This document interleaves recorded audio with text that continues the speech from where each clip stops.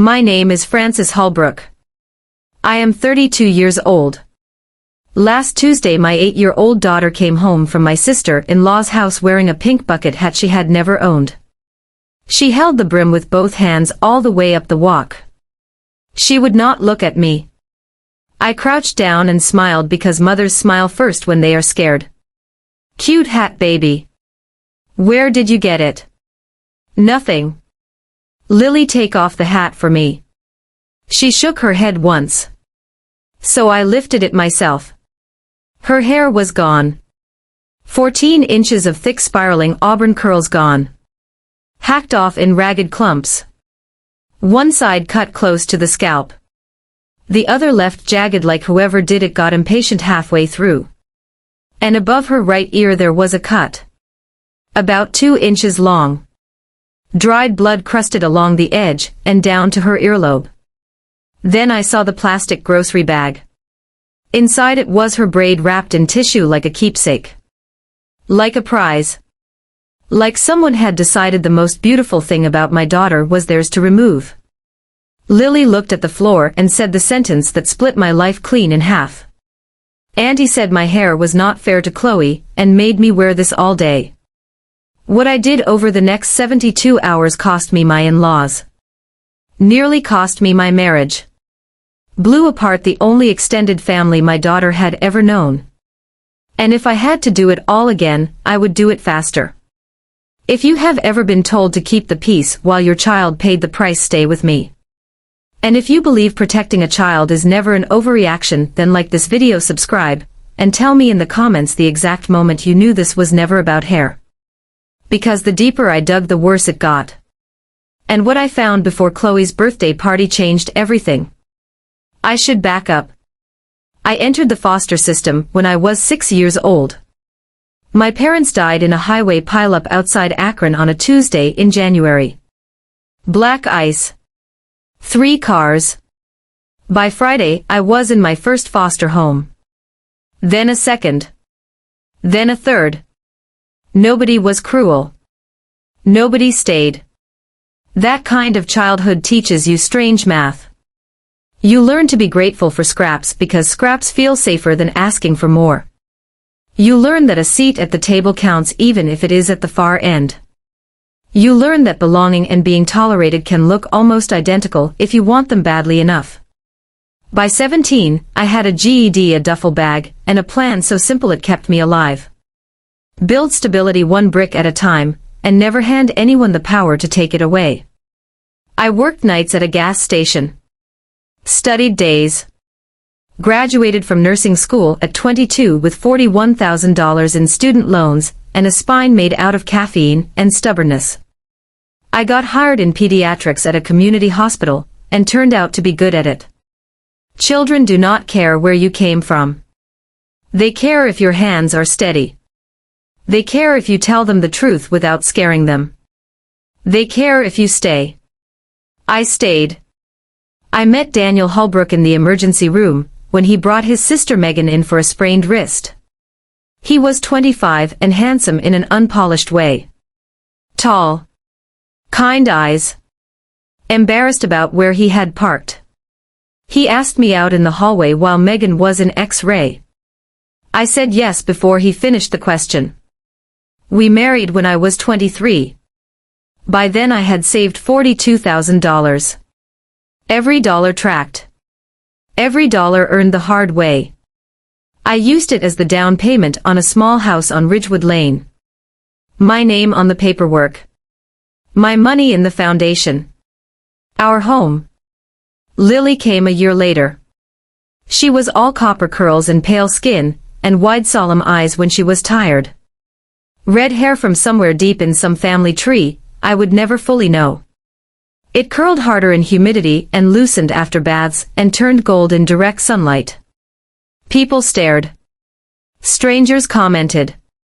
She was the kind of child other people noticed before they knew her name. When Patricia Holbrook held Lily for the first time in the hospital, she studied her face for a long moment and said, "She looks nothing like a Holbrook." I smiled because I thought it was just an observation. It was not. That was my first lesson in Patricia's language. Nothing she said sounded cruel if you wrote it down. The cruelty lived in emphasis. In omission. In who got included and who got described. Patricia was 61 then. Widowed for 8 years. She lived alone in a 4-bedroom colonial on Maple Drive that she maintained like it was a museum exhibit on upper-middle-class control. Plastic on the formal sofa. No shoes past the foyer. Hand towels nobody was meant to actually use. Sunday dinner every week. Mandatory. Miss one and she would mention it for a month. The Holbrook family had one operating principle. Patricia decided. Everyone else adjusted. Daniel was her younger child. Reliable. Quiet. The one who fixed gutters and changed light fixtures and mowed her lawn without being asked. He loved his mother with the kind of loyalty that forms in families where peace is treated like a prize and obedience is the entry fee. Megan was older. 35. Divorced. Raising 9-year-old Chloe alone. 3 years before all this she had lost her marketing job and announced she was pivoting to content creation. Patricia had written her a check for $12,000 for cameras, lights, software, and branding photos. An investment, Patricia called it. Megan has always been the creative one. Megan's account sat at 78,000 followers when all this began. Her brand was aspirational single mom energy. Meal prep Sundays. Matching outfits with Chloe. Real talk captions about hustle and healing. Cozy kitchen lighting. Soft music. Product links. Coupon codes. Enough sponsorship money to keep the dream alive but not enough to make the dream stable. And me. I sat at the far end of Patricia's table every Sunday. Not because there were no seats. Because Patricia set my plate there. Every week. Closest to the kitchen. Farthest from her. Easy to send for bread. Easy to send for gravy. Easy to forget when conversation got personal. Francis, could you grab more rolls? Francis, can you clear those plates? Francis, you do not mind, do you? And I never minded. Because I had spent my first 17 years learning that almost belonging was better than being alone. I told myself 1,000 soft lies to protect that arrangement. Lily has cousins. Lily has Christmas stockings. Lily has a grandmother who buys her birthday gifts even if they are always practical and one size off. Lily has Easter egg hunts and Sunday roast and family photos on fireplaces. I would have sat at the end of 100 tables to keep that for her. Patricia never called Lily sweetheart. Never pumpkin. Never baby girl. She called her the redhead. How is the redhead doing in school? The redhead has gotten tall. Is the redhead still sleeping with that rabbit? I told myself it was affectionate. I told myself I was being sensitive. I told myself not everything was exclusion just because I recognized the shape of it. I believed every word. Right up until I stopped.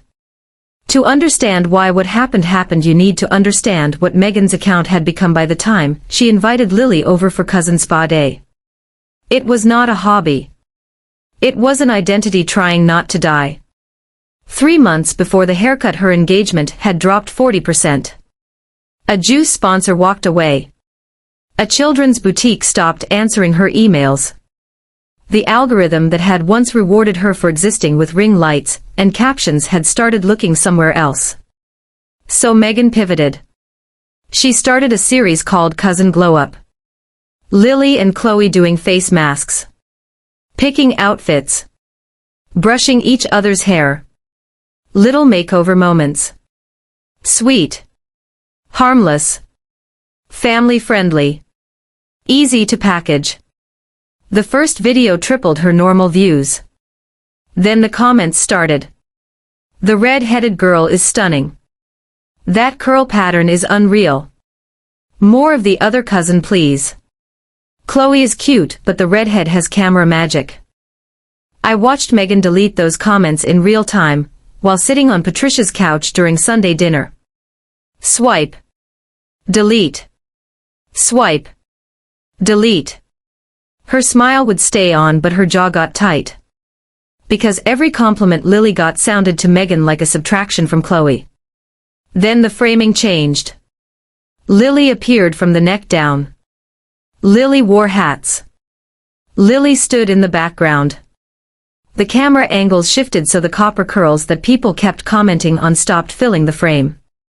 Once I opened Megan's story and saw Chloe sitting alone in front of the ring light at home, just staring into it while Megan typed a caption. That image stayed with me. A child living inside her mother's business model. I mentioned my discomfort to Daniel once. I would really rather Lily's face not be on Megan's page. He said he would mention it. He did. Megan texted me directly.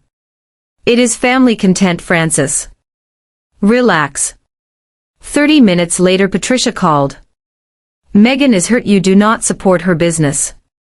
She is doing this for Chloe. Can you please be a team player? And I dropped it. Quietly. Quickly. The way foster kids learn to drop things. Because noise gets punished. Because discomfort feels survivable and confrontation does not. Because when you spend your childhood getting moved from house to house you develop an allergy to rocking the boat even after the boat is legally yours. That instinct kept me safe for 26 years. It almost destroyed my daughter. There was one more detail I missed at the time. The third cousin glow-up episode had hit 42,000 views. Megan's best number in 8 months. Buried in the comments was one line that lit her up like a winning lottery ticket. The redhead's hair is everything. Please do a full tutorial on those curls. Megan screenshot that comment and dropped it in the family group chat with fire emojis. I thought she was proud of Lily. I did not yet understand that she was counting value. There is a difference between loving a child and inventorying her. One treats beauty like a blessing. The other treats it like a resource. The invitation came on a Thursday. Megan's voice was bright. Controlled. Too cheerful. Saturday. Cousin spa day at my place. Masks. Nails. Hair braiding. Chloe has been begging for it. Daniel was leaving Friday morning for a 3-day conference in Dallas. I was scheduled for a 12-hour night shift Saturday into Sunday. My hesitation lasted maybe 2 seconds. Megan heard it anyway. Oh come on Francis. It is just glitter polish and facials. The girls will love it. 30 minutes later Patricia called right on schedule. Let the girls have fun Francis. Do not be that mother. Do not be that mother. For words that have silenced women for generations. Not because they are loud. Because they are efficient. I said yes. Saturday morning I drove Lily to Megan's house at 10 a.m. It was sunny. Chloe was already on the porch waving. Inside I could see a row of nail polish bottles on the coffee table. Towel stacks. Face masks. Slices of cucumber in a bowl. Everything arranged like a set. Instagram ready. Lily unbuckled and ran up the walkway without looking back. Megan opened the door with camera energy already on. We are going to have so much fun. That is when I noticed the ring light. Already set up in the living room. Tripod beside it. I told myself it was probably for silly pictures. I told Megan no posting Lily's face. She waved a hand. Of course. Of course. Lily disappeared inside. The door closed. I sat in the driveway for a few extra seconds with my keys in my lap and a feeling I could not name. It was not panic. Not even fear. More like the sensation you get when you watch someone take a fragile object from your hands, and you are not sure they understand what it is worth. Then I drove away. I worked my shift. And Sunday morning Megan was supposed to bring Lily home. That was the plan. Sunday at 11 a.m. I had been off work for about 3 hours. My coffee was going cold on the counter. I was still in scrubs. Megan's SUV pulled into the driveway and honked twice. 2 short taps. Not the sound of someone returning a child. The sound of someone dropping something off. Lily opened the front door and walked in carrying that plastic grocery bag. She was wearing clothes I did not recognize. Chloe's clothes. A little too big in the shoulders. A little short in the ankle. And on her head that pink bucket hat pulled low enough to shadow her eyes. "Hey baby, how was spa day?" She shrugged. "Where did you get the hat?" Her fingers closed tighter on the brim. "Lily honey, take the hat off for me." I lifted it gently. The way I lift dressings in pediatrics when I already know something is wrong, but I have not yet accepted how wrong. Her hair was gone. The curls that had fallen past her shoulder blades were now broken clumps. One side hacked close. The other side left longer, as if someone had changed their mind too late. And above her right ear the cut. Rust brown blood dried into a thin line. Jagged skin. Not deep enough for stitches maybe. But deep enough to tell a story. I opened the grocery bag. Inside was her braid. Full. Thick. Heavy. Wrapped in one sheet of tissue. How do I explain that moment? There are injuries you can dress, and there are injuries that do not stop at the skin. Lily said it quietly. Auntie said my hair was not fair to Chloe, and made me wear this all day. Children do not dramatize unless adults teach them to. She said it like weather. Like a fact. Like reporting what happened at recess. I cleaned the wound enough to assess it. The edges were rough in a way that told me scissors had slipped or twisted. The cut ran close to the ear. Too close. A careless hand could have done damage. A crueler one could have done more. The house was so quiet I could hear the kitchen clock. Megan's SUV was already gone. No apology. No explanation. No text. She had handed me my daughter in a hat and left. I set the hat on the kitchen table. I set the bag beside it. Then I went into nurse mode. People imagine rage as loud. Mine went silent. Clinical. Procedure replacing panic like a steel door sliding down. I pulled my nursing kit from under the sink. I took 11 photographs. Close shots of the laceration with a ruler beside it for scale. Wide shots showing the pattern of uneven cutting across her scalp. The severed braid laid on a white towel measured end to end. Time stamps on everything. Natural bathroom light. Clean angles. No blur. Then I wrote down Lily's statement word for word exactly as she said it on a yellow legal pad. Dated it. Timed it. Signed my name. 12:47 p.m. Then I sealed the braid in a gallon bag and wrote evidence across the front with a black marker. Not because I was trying to make some dramatic point. Because I already knew this was heading somewhere the family would beg me not to take it. I called Elena Marsh. Dr. Marsh was a pediatrician. My friend. My colleague. The woman who taught me how to identify abuse patterns in toddlers before I had even been on the pediatric floor for 2 months. Elena, I need you to see Lily tonight. Off the record first. On the record tomorrow. Silence. Then she said, I am on my way tonight. In 7 years I had never called Elena like that. She heard something in my voice that made questions unnecessary. I ran Lily a bath. Read her 3 chapters from her favorite book about the girl who talks to foxes. Tucked her in.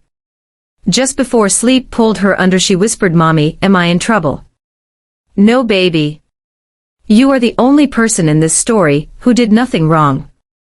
She fell asleep in 4 minutes. I counted. Then I sat on the bathroom floor with the bagged braid on the counter above me, and the pink bucket hat still on the kitchen table down the hall, and I did not cry. Not because I was strong. Because crying would have blurred the next step. Elena arrived at 9:16 p.m. Headlights sweeping the driveway. She examined Lily while she slept. Pen light. Gentle hands. Controlled face. When she looked up at me, she did not need to say much. This is bad. I am going to Megan's. Francis, do not do anything stupid. I am not going to do something stupid. I am going to ask for the scissors. I drove 22 minutes in complete silence. No music. No call to Daniel. Not yet. Patricia had too much practice getting to the story first. I needed Megan's unprepared face before anyone trained it. At 9:41 I rang the bell. Megan opened the door in pajama pants and a sweatshirt. Surprised first. Then defensive. Francis, it is late. I need to see the scissors you used on my daughter's hair. She laughed. It was a short, polished little laugh that made my stomach turn. Oh, come on. It was just a trim that got a little out of hand. The girls were playing salon. A trim does not draw blood. Show me the scissors. Her eyes moved left. Tiny movement. Enough. You are overreacting. Patricia said you would be like this already. Patricia already knew. Which meant Megan had called her mother before she dropped Lily at my house. I looked past Megan into the living room. The ring light was still standing. The camera was still on the tripod. And on the shelf by the television sat a pair of silver scissors with wooden handles. Even from the doorway, I could see strands of red hair trapped near the hinge. I took one fast photo. Megan stepped forward. Did you just seriously take a picture? Good night, Megan. I walked away. She stayed in the doorway as I backed out. Her face in the rearview mirror looked less guilty than irritated. Like I had interrupted something. Like the problem was my reaction, not her choice. On the drive home I replayed that room over and over. Ring light. Tripod. Scissors. Hair. She had not hidden anything. Either she believed she had done nothing wrong, or she believed I would never really challenge her. Neither possibility helped me sleep. By the time I got home, Patricia had already texted. Megan says you came to her house acting crazy. We need to talk. Sunday dinner tomorrow. I did not reply. Elena was sitting in my living room filling out a second form by lamplight. Lily asleep upstairs. The bagged braid on the kitchen counter beside Elena's pen. And I stood there in the doorway looking at those two objects together. Medical paperwork and a severed braid. Proof and violation. Before and after. That was the moment I understood my family had already split open. And I still did not know the worst part. Monday morning at 7 a.m. Elena met us at the clinic before opening. Fluorescent lights. Quiet hallways. Lily swinging her legs on the exam table eating a granola bar because she thought this was just another checkup. Elena documented the wound officially. 2.1 inches. Jagged edges. Consistent with dull scissors applied near the auricular area with downward force. Risk of infection from non-sterile blade exposure. She typed while I stood beside Lily and pretended the room was not tilting. Then Elena printed 2 copies and asked the question I already knew she had to ask. Do you want me to file with CPS? Not yet. Give me 48 hours. Francis, you know the rules. I know the rules. That is why I need 48 hours. I need to know whether Daniel knew any of this. She studied me. Then handed me the copies. I sat in the parking lot and called Daniel. First call since Saturday morning. Hey babe, Mom told me Lily got a little haircut at Megan's. She said Lily asked for it. There is a cut above your daughter's ear. There is blood. I have photographs and a medical report from Dr. Marsh. I am sending them now. Silence. Not empty silence. The kind where a person's understanding of their own family is being rearranged in real time. Then he said, I will be home tomorrow night. Good. I hung up. He had said tomorrow night. Patricia had said Sunday dinner. The race to define reality was already underway, and I was behind. Patricia called me at 2 p.m. Sweet voice. Controlled concern. Social mask fully secured. Frances, sweetie, I think we need a family conversation before this gets out of hand. Megan is very upset. Megan is upset. She says you showed up at her house and threatened her. That is not what Holbrooks do, Frances. Your daughter cut my child's hair without permission and drew blood. In this state, that is assault on a minor. The sweetness vanished instantly. Now you listen to me.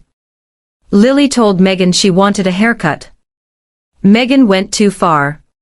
Fine. But you are not going to turn a family matter into a legal one. It became a legal one the moment my daughter came home bleeding. Then Patricia said the phrase that lit something cold and permanent in me. It is just hair. Just hair. 3 syllables. Just hair erased the wound. The blood. The evidence bag. The fear in my daughter's eyes. The fact that an 8-year-old had been told her natural beauty was somehow unfair to someone else. We are done talking, Patricia. I hung up on her. First time in 9 years. 20 minutes later the text started. Different numbers. Patricia's sister. Patricia said you are trying to get Megan arrested. She is a single mom. Daniel's uncle. Can this not be handled privately like adults? A cousin I had met twice. Think about the children. A neighbor. Praying for your family during this difficult time. It was not random. Patricia had deployed the family. She had already built the narrative. Ungrateful outsider. Foster girl with no family of her own. Overreacting. Vindictive. Unstable. I screenshot every text and saved them into a folder labeled Holbrook. Then I picked Lily up from school. Made her mac and cheese. Helped her study spelling words. Kept the day as normal as I could because children do not heal inside adult chaos. Daniel got home Tuesday night at 7. He walked in red-eyed and still carrying his travel bag. Did not say hello. Just said show me. I handed him my phone. He swiped through the photos slowly. On the 3rd one his jaw tightened. By the 6th he was breathing through his mouth. Why did you not call me right away? I called you Monday morning. Your mother called you Saturday night.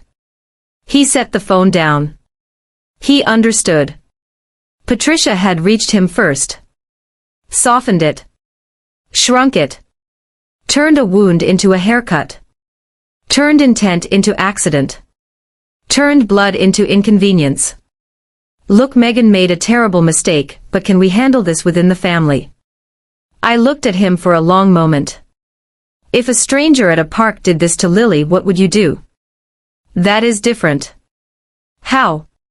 He had no answer. I laid it out for him. Your mother has spent 2 days telling relatives I am unstable and trying to destroy Megan. I have called exactly one person besides you, and that was Lily's doctor. So tell me who is making this bigger. Daniel sat at the kitchen table with his head in his hands. Caught between the family that raised him, and the family he had promised to build. There are moments when a marriage reveals its real shape. Not in romance. In stress. In who your spouse becomes when loyalty costs them something. What do you want me to do? I want you to look at those photos again, and decide whose daughter matters more. Yours or your mother's. He flinched like I had struck him. That night I slept in Lily's room. Her hair was already beginning to rise in soft copper fuzz where the scissors had passed. I lay there listening to her breathe and scrolling through something I had almost forgotten existed. 2 years earlier Megan had created a shared Google Photos album for the family. Holbrook memories. Birthdays. Holidays. Soccer games. Family vacations.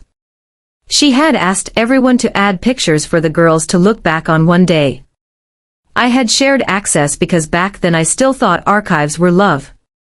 I opened the album and scrolled to Saturday. 47 new photos. Face masks. Nail polish. Cucumbers over eyes.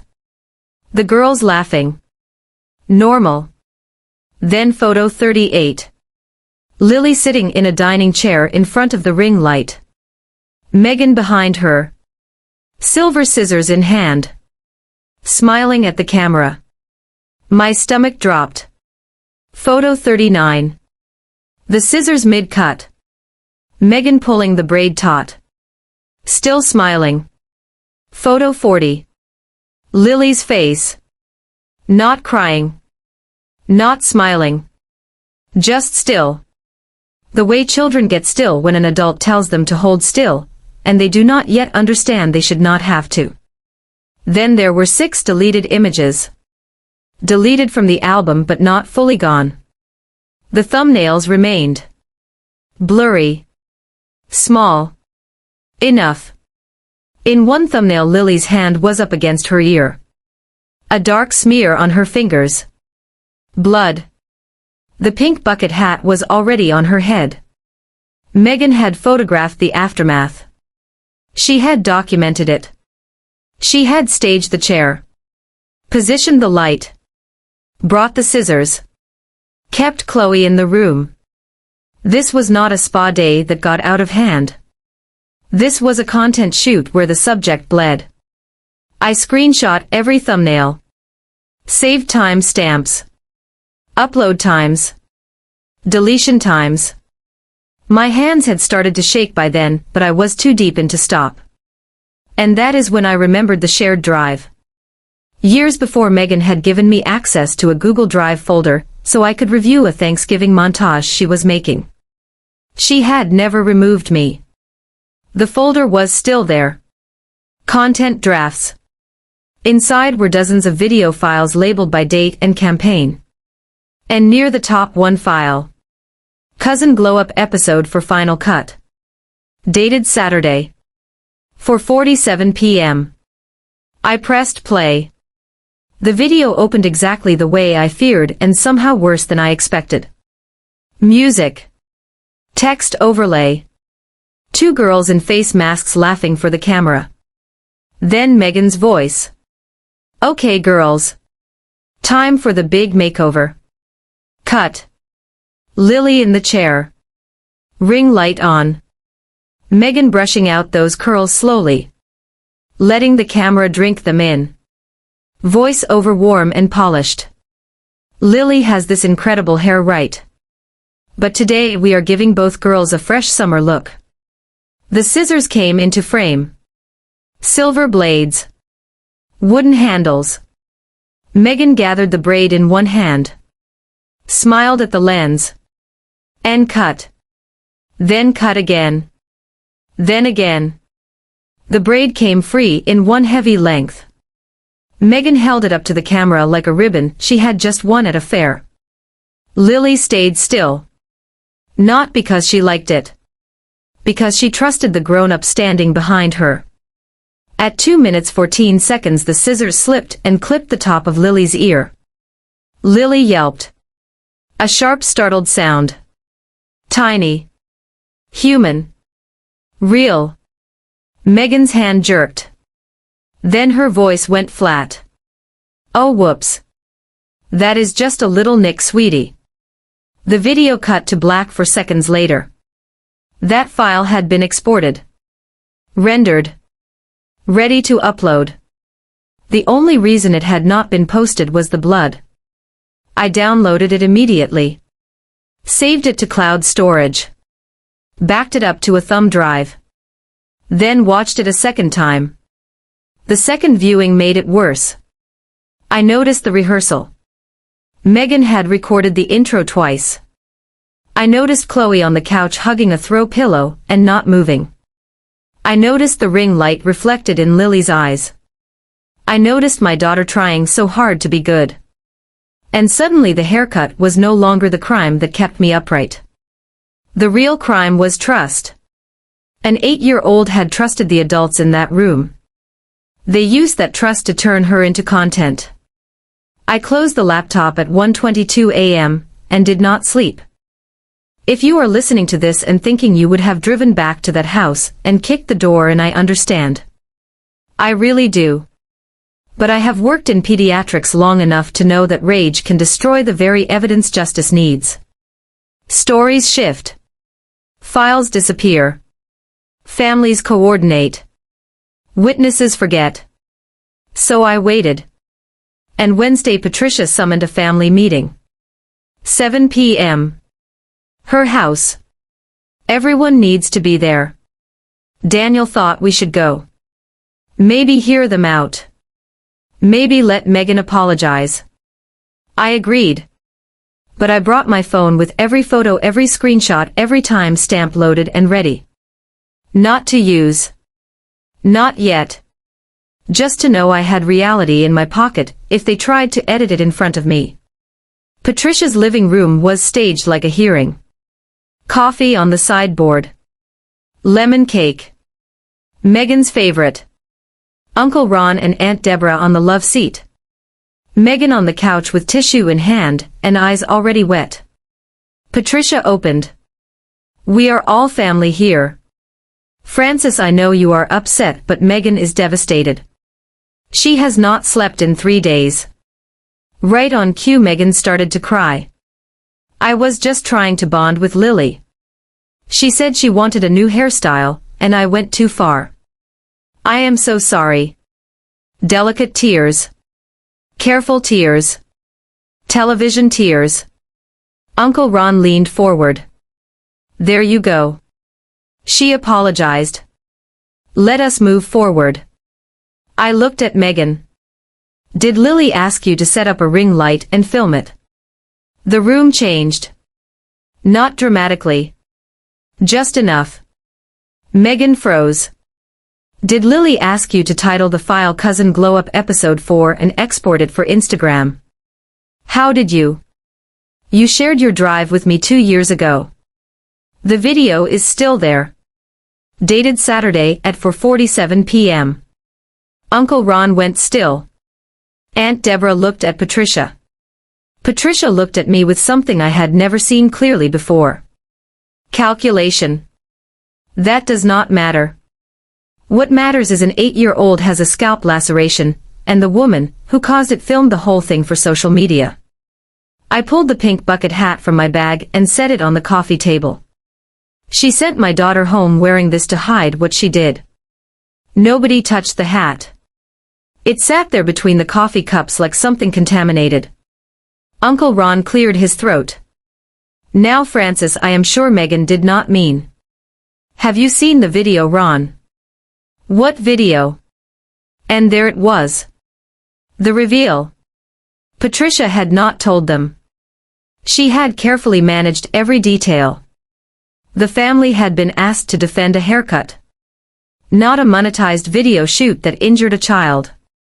Ask Megan about the video she filmed while cutting my daughter's hair. The room turned to Megan. She said nothing. Her tissue shredded between her fingers. And then Patricia made the decision that ended any chance of this staying private. She stood up and said, if you take this outside this family, I will call my lawyer. Daniel has equal custody rights, and I will make sure a judge hears what kind of mother turns a haircut into a federal case. I will petition for supervised visitation so fast your head will spin. I want you to hear what that meant. Not defend Megan. Not check on Lily. Not ask to see the wound. Threaten me with my own child. All to protect the daughter whose content strategy had slipped and cut through skin. Megan whispered, Mom, do not. No, Megan. She needs to hear this. Patricia stepped toward me and said the sentence that burned away the last of my hesitation. We gave her a family. We gave her a name. She was nothing before us. Nothing before us. I let the words stay in the room. Then I said thank you for being so clear. I picked up the hat and left. Daniel followed me to the car. Francis, wait, let me talk to her. Your mother just threatened to take my daughter from me to protect your sister's Instagram account. There is nothing left to talk about. He said nothing on the drive home. At home, Lily was asleep. The babysitter said she had eaten 2 bowls of soup and drawn a picture of a cat with very long hair. I paid the sitter. Locked the door. Then I called Elena. File the report tonight. A pause. Then Elena said I will submit it by morning. Patricia wanted it kept in the family. She had made that impossible. Thursday morning, Elena filed the mandatory report with CPS. Attached medical documentation. My photographs. Lily's statement. At 10 a.m. I sat in the office of Sarah Whitfield. Family lawyer. 52. Immaculate desk. Coffee mug that said due process. I laid everything out. Photos. Medical report. Video file. Deleted thumbnails. Screenshots of Megan's monetized account. Sarah watched the video twice. The second time she paused at the exact moment Megan said, "Oh whoops." Then Sarah leaned back and said the scalp injury alone is borderline for criminal referral. But filming a minor without parental consent for commercial content on a monetized platform opens another door. How wide? Wide enough for an emergency protective order restricting Megan from unsupervised contact with your daughter. File it now. Once this starts, it does not go back in the box. I know. She nodded and started typing. That evening I found Daniel on the back porch. He had been quiet all day. The dangerous kind of quiet. Internal. Tectonic. I need you to decide by Saturday. Why Saturday? Because Saturday is Chloe's birthday party. 50 guests. Live stream. And your sister invited me 3 weeks ago. He stared at me. I repeated Lily's exact sentence. And he said my hair was not fair to Chloe. His eyes closed. She really said that. That is what Lily reported word for word. CPS had contacted Megan that afternoon. Her phone rang 14 times in an hour. Daniel's rang almost as often. Then Thursday night Megan went live on Instagram. I did not watch it in real time. A coworker sent me a screenshot. There she was. Perfect lighting. Ring light on. Eyes wet in all the flattering ways. She told her followers she was going through something hard with a family member. Said someone she trusted was trying to turn a private situation into something it was not. Said she was a single mom doing her best. Said she loved her niece and would never hurt a child. The comments came exactly as you expect from people who only know a face through a filter. Stay strong, mama. We believe you.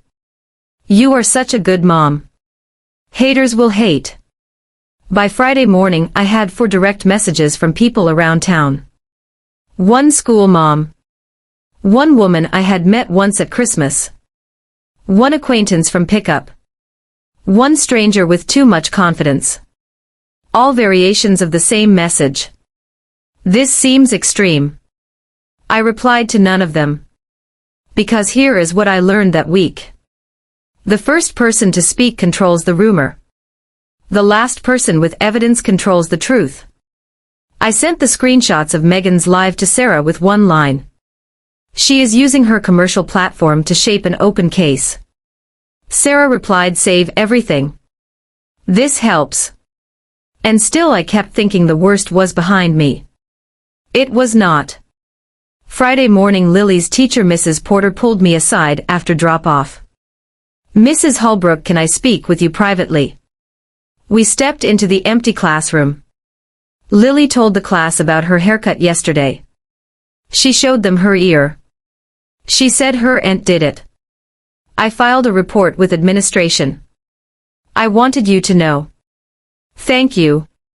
Mrs. Porter touched my arm and added one more thing.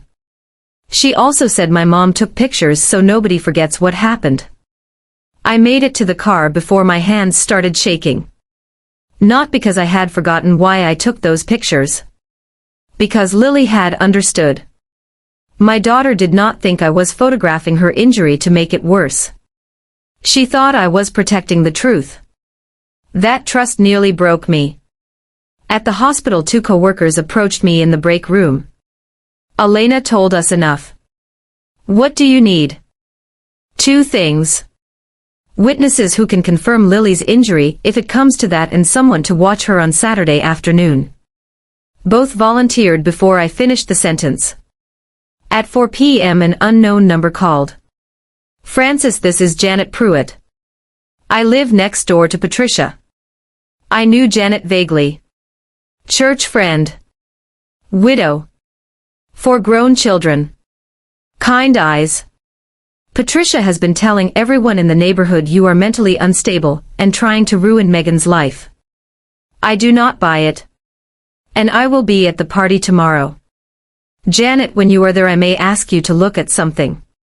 Honey, I raised 4 kids and buried a husband. You do not have to explain a thing. That was the first full breath I had taken in days. Friday night after Lily went to sleep, Daniel sat across from me at the kitchen table and set his phone down. I watched the video. My pulse thudded in my throat. When? This afternoon. Mom kept saying it was just photos. Fun photos. She said you were twisting everything. So I opened the drive myself. He stared at the table while he spoke. I watched my sister cut our daughter's hair while smiling at a camera. I watched her hold up the braid like she had won something. Then I called Mom and told her I had seen it. What did she say? He laughed once. Bitter. Broken. She said I should not have been snooping through Megan's private files. And there it was. Daniel finally heard the answer in his mother's priorities. Your daughter is bleeding in a video and your mother's concern is that you saw it. He wiped at his face hard with both hands. I am coming with you tomorrow. Are you sure? Because once you stand beside me there is no taking it back. I should have stood beside you Monday. I should have done it Saturday. I am sorry, Francis.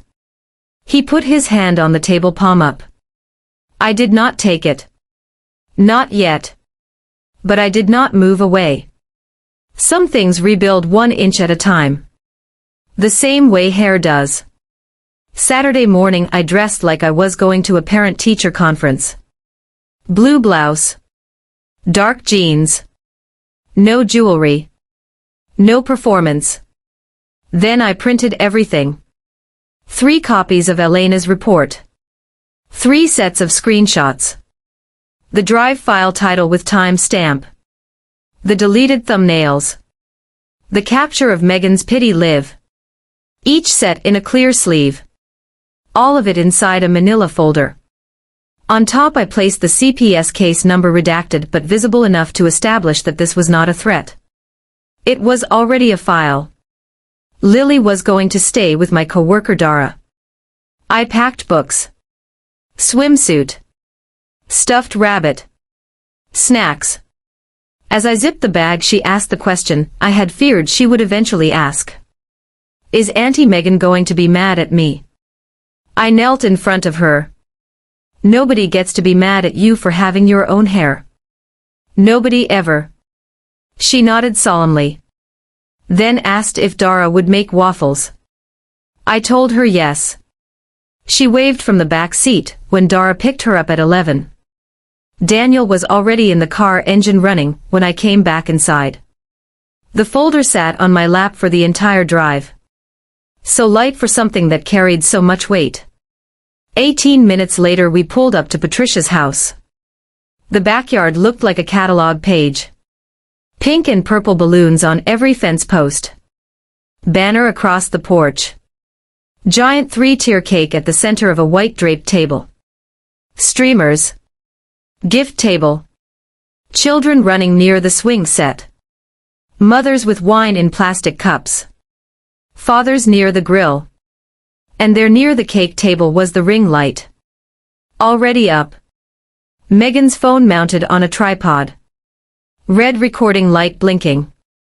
She was live streaming her daughter's birthday party. Megan spotted us first. Her face flashed through 3 emotions in 1 second. Surprise. Anger. Then the smile she paid bills with. Francis. Daniel. So glad you could make it. Camera voice. Patricia materialized at the gate. I am surprised you had the nerve to show up. Mom, we are here for Chloe's birthday. Patricia ignored Daniel. Looked straight at me. Where is Lily? With a friend. You did not bring your own daughter to her cousin's party. What kind of mother? The kind whose daughter still has a wound above her ear. Patricia's face colored instantly. She turned away without answering. Daniel and I took 2 chairs near the fence. Across the yard, Janet Pruitt met my eyes and nodded once. Megan moved through the party with her phone in hand, narrating everything. Chloe waved to the stream. Look at this turnout. Tell everyone what flavor cake you picked. Then on the gift table, Megan picked up a pair of silver scissors to cut a ribbon. Wood handles. Same pair. The exact same scissors. I knew because I had seen the hinge close around red hair in my photograph. She was opening presents with the scissors that had cut my daughter. The normalcy of that almost undid me. The sheer casualness. The confidence of a person who has never once been forced to feel the size of her own cruelty. The party moved toward cake. Candles lit. Everyone gathered. Chloe blew them out while Patricia hugged Megan and called them my girls. I clapped too. Because this was not Chloe's fault. After cake, Megan stepped in front of a portable projector set up against the fence and announced she had made a montage of Chloe's year. Then she smiled and said some of you might recognize a few moments from our fun cousin spa day last weekend. My hand froze with cake halfway to my mouth. She pressed play. Beach clips. School play. Soccer game. Family selfies. Then the spa day footage. Chloe and Lily in face masks. Chloe and Lily painting nails. Crowd murmuring how cute it was. Then an 8-second clip. Lily in the chair. Ring light visible. Megan behind her.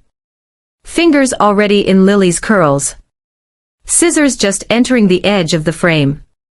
Text across the screen. Cousin glow up coming soon. Someone near me said that is adorable. They did not know. Not yet. I looked at Daniel. He was already looking at me. And he nodded. I set my plate down. Stood up. The chair scraped across the stone hard enough to turn heads. I walked toward the projector slowly. Steady. The way I walked toward a crisis room in the hospital. No wasted movement. No rush. No trembling anyone else gets to see. Megan's smile tightened. Francis, are you okay? Actually, yes. I opened the manila folder. Now her smile cracked. What are you doing? Patricia was already on her feet. Francis, this is not the time or place. Patricia, on Tuesday you told me this was just hair. On Wednesday you told me I was nothing before this family. So let me untwist a few things right here. The yard got quiet. Not fully silent. There was still a sprinkler clicking somewhere over the fence. A balloon rubbing against wood. A child laughing from down the block. But inside that yard the air changed. I turned to the crowd. My daughter came home from this house last Sunday wearing a pink bucket hat she had never owned. Under that hat was a 2-inch cut above her ear, and her hair chopped nearly to the scalp. Her 14-inch braid was in a grocery bag. A woman in the front row gasped. She is 8 years old. I held up the first page. This is a medical report from Dr. Elena Marsh, board-certified pediatrician, documenting a scalp laceration consistent with scissors applied with downward force near the ear. Then the second. This is a screenshot from Megan's shared Google Drive. A video file titled Cousin Glow Up episode for Final Cut, filmed here last Saturday at 4:47 p.m. In that video, Megan cuts my daughter's hair under studio lighting for social media content. Megan lunged one step toward me. That is private. You had no right. You shared the folder with me 2 years ago and never removed access. She stopped. Then I held up the third page. These are deleted photo thumbnails from the shared family album. After the cut, you can see my daughter holding her ear. You can see blood. Nobody moved. Patricia's face drained white, then flooded red. Megan turned toward her mother. Mom, do something. And Patricia lost control. You were nothing before this family. She screamed it. Not spoke it. Screamed it in front of her church friends and neighbors and school parents and live stream viewers. We took you in. We gave you everything. And this is how you repay us. I did not step back. I did not raise my voice. I just stood there and let everyone see her. The real Patricia. Janet Pruitt rose from her chair. Patricia, I have seen the photos. That child was bleeding. Another woman stood. Let her finish. Then another. Show us the report. So I handed the close-up photo to Janet. Ruler beside the cut. Dried blood. Scalp visible. Janet looked at it for 3 seconds and passed it to the woman next to her. Then it traveled through the yard. And you could track its path by reaction alone. Sharp inhale. Hand to mouth. Eyes closing. Head shaking. Someone near the grill said this happened to the red-headed little girl last weekend. Last Saturday. In this house. On camera. Megan's phone was still on the tripod. Still live. Hundreds of people watching in real time, while 50 guests passed around pictures of my daughter's injury over birthday cake plates. Megan lunged for the folder. Give me that. You cannot show people my. Daniel stepped between us. Close enough that for the first time all week I felt what it meant to have my husband physically choose my side. Stop, Megan. Danny, she is ruining Chloe's birthday. She is ruining my life. You cut our daughter's hair to the scalp while filming it for Instagram. You ruined this yourself. Megan stumbled backward into a chair and started sobbing. Loud. Gulping. Ugly. I am a single mom. I am just trying to survive. I lost sponsors. I lost income. I was trying to make something work. And for half a second I saw the truth underneath everything performative. She was desperate. Broke. Addicted to approval. Terrified of becoming ordinary. She had built a life so flimsy that a child's hair looked like a solution. Then she looked up at me with mascara streaking, and said the sentence that erased every last shred of pity. If you had just let me use Lily in the videos, none of this would have happened. There it was. Not remorse. Not grief. Not even denial. Blame. If you had just cooperated. If you had just handed over your child completely. Patricia shouted for everyone to leave. Nobody moved. A church lady in a blue cardigan said, "No, Patricia. We all need to see those photographs." I faced the crowd again. I did not come here to destroy anyone's birthday. I came because last Sunday my daughter asked me if she was in trouble. She thought she had done something wrong because an adult cut her hair and told her it was not fair. I have filed with Child Protective Services. I have filed for an emergency protective order restricting Megan from unsupervised contact with my daughter. I did not want to do either of those things. I did them because when I asked this family to address what happened, I was told it was just hair. Then I turned to Patricia. You said I was nothing before this family. You are right about one part. I was a foster kid. I know exactly what it feels like to have nobody protect you. That is why I will never let my daughter feel that. Not for 1 second. Patricia opened her mouth, but nothing useful came out. Just noise. Just outrage finally stripped of authority. I picked up the pink bucket hat from the chair beside me. Slid the papers back into the folder. Looked at Daniel. We are leaving. And we walked to the gate through a backyard full of balloons and silence. No one stopped us. Behind us, Patricia was still shouting. Megan was still crying. But the loudest sound in that yard was everyone else saying nothing at all. Because sometimes silence is how a community renders a verdict. By the time we got home, the internet had started doing what it does.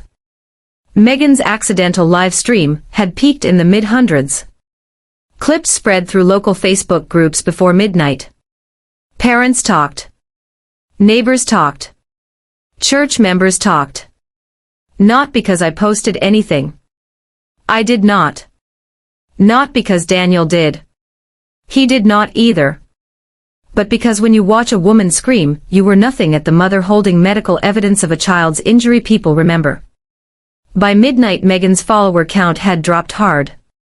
Her last small boutique sponsor quietly posted a statement that they were no longer affiliated. Patricia called Daniel 7 times. He did not answer once. I picked Lily up from Dara's at 8 p.m. She had eaten waffles.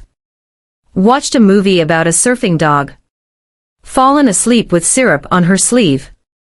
I carried her inside. Put her in her own bed in the house I had paid for with money I had earned long before Patricia ever decided I was worth tolerating. And when I looked at that soft copper fuzz growing back along her scalp, I had one thought that would not leave. Some things grow back. Some things do not. 2 weeks later, the formal pieces had settled. CPS issued a warning that went into Megan's file. Emergency protective order granted. No unsupervised contact with Lily. If Megan wants to be in the same room as my daughter, another adult must be present. Megan did not contest it. For once even she understood the math. Patricia went quiet. No more Sunday invitations. No more group texts. No more strategic sweetness. 3 women from her church distanced themselves. One sent me a card with just her number inside, and the words, "If you need anything." Megan made her account private and deleted the Cousin Glow Up series. Daniel moved into the guest room for a week at my request. Then we started counseling. Not because all was forgiven. It was not. But because for the first time, he was willing to ask himself why his mother's version of events had always outranked his own eyes. Chloe got referred to school counseling after a teacher noticed she performed for every camera in sight. Tablet cameras. Assembly cameras. Security monitors. A child conditioned to believe being watched was the same thing as being valued. And Lily. Lily's hair reached about 3 inches. Still curling. Still bright. She picked out a blue headband at the drugstore and stood in that aisle for 11 full minutes deciding which one she wanted. 11 minutes of a child exercising total authority over her own appearance. I timed it. I did not rush her once. Then last Tuesday she asked me a question while I was brushing the little curls at the back of her neck. "Mommy, when my hair gets long again, can I decide who touches it?" I had to stop for a second before I answered. "Always." Then I said it again because some truths deserve repetition. It was always yours. That was the part that hit hardest. Not the court filing. Not the live stream. Not Patricia screaming. That question. Can I decide who touches it? A child asking for ownership of her own body like it might be a privilege someone could revoke. I spent 26 years believing any family was better than no family. I married into one. Sat at the end of the table for 9 years. Smiled through every the redhead comment and every small humiliation because I thought that was the price of belonging. It is not. Belonging does not ask you to ignore blood. Belonging does not ask you to protect the person who hurt your child. Belonging does not threaten to take your daughter away because you refuse to help someone monetize her. And if that is what a place demands from you, then it is not family. It is an audience. That is my story. One pink bucket hat. One grocery bag with a severed braid. One manila folder full of proof. And one mother who finally understood that being quiet is not the same thing as being good. If this story stayed with you, then do not just move on. Like this video so more people who need it can find it. Subscribe if you want stories where the truth does not get softened just because the people involved call themselves family. And in the comments tell me the exact moment you would have stopped keeping the peace. Was it the hat? Was it the blood? Was it the video? Or was it when a little girl asked if her own hair was still hers? If this reminded you that protecting your child is never too much, then stay here with me for the next one. Because sometimes the quietest person in the room is the one who changes everything the moment she finally decides to speak.